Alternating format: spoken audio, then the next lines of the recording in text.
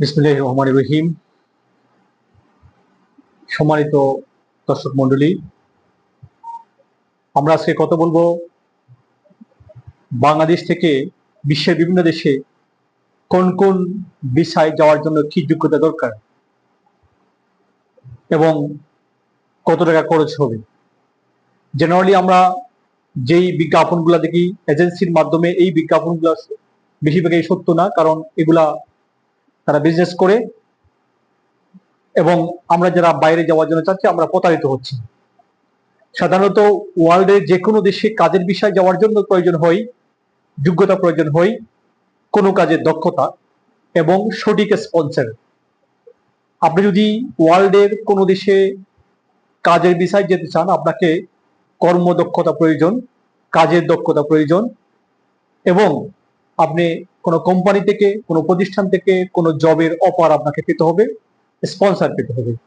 এটা হোক middle east, হোক মালয়েশিয়া, হোক ইউরোপের কোনো কান্ট্রি, হোক আমেরিকা, ওয়ার্ল্ডের সব দেশের মধ্যে কাজের ভিসার জন্য শর্ত হলো আপনি কোনো কাজে দক্ষতা আছে কিনা এবং আপনি ওই দেশে কোনো কোম্পানি থেকে কাজের অফার পেয়েছেন কিনা বা কোম্পানি আপনাকে নিচ্ছে কিনা। সো আমরা যেইভাবে কাজের ভিসা যায় সেটা হলো কোনো এজেন্সির মাধ্যমে, দালালের মাধ্যমে আমরা লেবার শ্রেণীর কাজে যাচ্ছি। এই ক্ষেত্রে কোনো কোম্পানির সাথে আপনার কোনো যোগাযোগ হয়নি, কোম্পানি আপনার কাছ থেকে ইন্টারভিউ নেয়নি এবং আপনি কোম্পানির কাছে অ্যাপ্লিকেশন করেননি। জেনারেলি ইন্ডিয়া থেকে যারা যায়, ইন্ডিয়া এবং শ্রীলঙ্কা থেকে যারা বিভিন্ন দেশে কাজের বিষয়ে যায়, তারা এভাবে যায় না। তারা যায়, তারা নিজেরা অনলাইনে চার্জ করবে, গুগলে চার্জ করবে। যেমন ইংল্যান্ডে আছে indeed.com, এরপরে কানাডায় আছে কানাডা জব ব্যাংকস, আর বিভিন্ন দেশে বিভিন্ন কিছু অনলাইন প্ল্যাটফর্ম আছে। এই অনলাইন প্ল্যাটফর্মে তারা চার্জ করে যদি কোনো কোম্পানি পেয়ে যায়, ওই কোম্পানির বিজ্ঞাপন দেখে যদি তার কোম্পানির রিকোয়ারমেন্টের সাথে তার সাথে মিলে সে অনলাইন অ্যাপ্লিকেশন করবেন। আপনি অনলাইন অ্যাপ্লিকেশন করার পরে কোম্পানি আপনাকে অফার লেটার দিবে, এগ্রিমেন্ট পেপার দিবে যে আমরা আপনাকে হায়ার করছি। দেন আপনি আপনার এগ্রিমেন্ট পেপার দিয়ে ওই দেশের এম্বাসিতে আপনি অনলাইন অ্যাপ্লিকেশন করলেন, এম্বাসি ফি দিলেন, দেন আপনি আপনাকে আবার কিছু কিছু কোম্পানি আপনার সমস্ত খরচ বিয়ার করবে, ভিসা খরচ সহ, বিমান ভাড়া খরচ সহ বিয়ার করবে। কারণ কোম্পানির ল হলো, কোম্পানি যদি ইন্টারন্যাশনাল ওয়ার্কার বা ইন্টারন্যাশনাল কোনো স্টাফ নেই, তাকে সম্পূর্ণ স্পন্সর করতে হবে, এটা ইন্টারন্যাশনাল ল। কিন্তু আমরা এটা জানি না, বাট ইন্ডিয়ানরা, নেপাল, ইন্ডিয়ান, শ্রীলঙ্কা আরো অন্য দেশের মানুষরা এই সুযোগটা নিচ্ছে, যেটা আমরা পাচ্ছি না।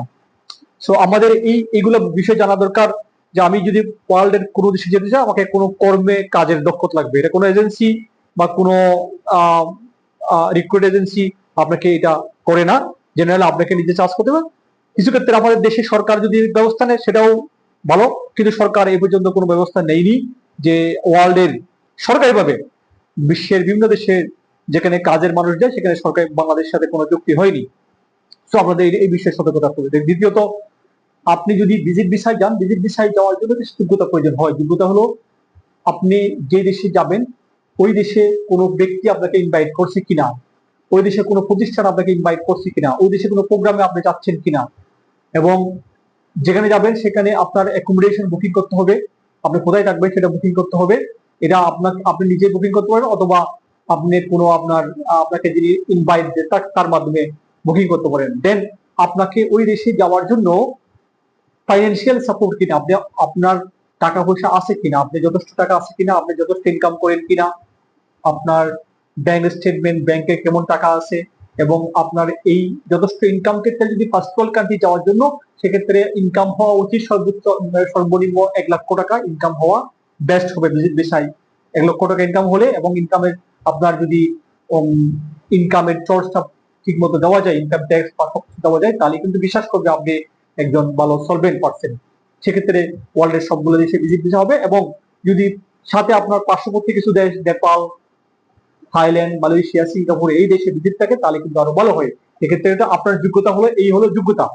সেক্ষেত্রে কোনো এম্বাসি, কোনো এজেন্সি আপনাকে কিন্তু ওয়ার্ল্ড কাপের ভিসা বলে, ওয়ার্ল্ড কাপের টিকিট বলে আপনাকে ভিসা করাটা সম্পূর্ণ অসম্ভব। এই সম্পূর্ণ প্রতারণা এবং এটা ভুয়া নিউজ।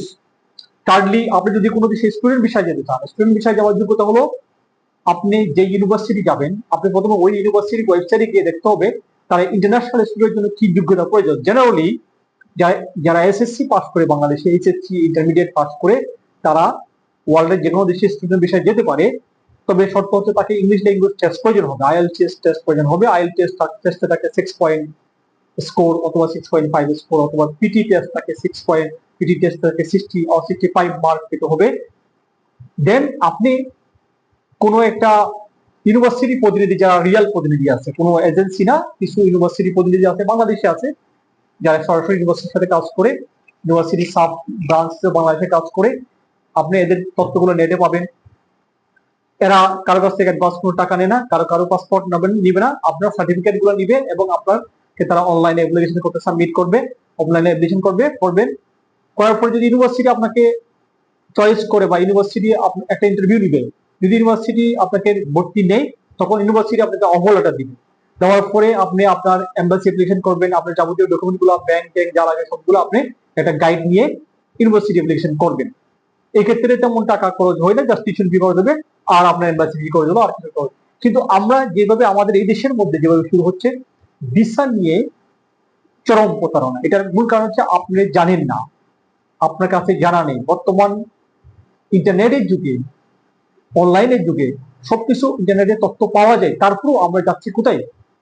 বিভিন্ন প্রতারকের চক্রের কাছে যাচ্ছি, আমরা আমাদের টাকা নষ্ট করছি, অনেক টাকা, লক্ষ লক্ষ টাকা আমরা কাজের জন্য, বিভিন্ন দেশে কাজের ভিসার জন্য, বিভিন্ন দেশের ভিসার জন্য আমরা এই টাকাটা নষ্ট করতেছি। তো আপনি সচেতন হন, মানুষকে সচেতন করেন, এবং আপনি যদি সচেতন হন, আপনার পার্শ্ববর্তী মানুষ সচেতন হলে আস্তে আস্তে এই প্রতারণা বন্ধ হয়ে যাবে।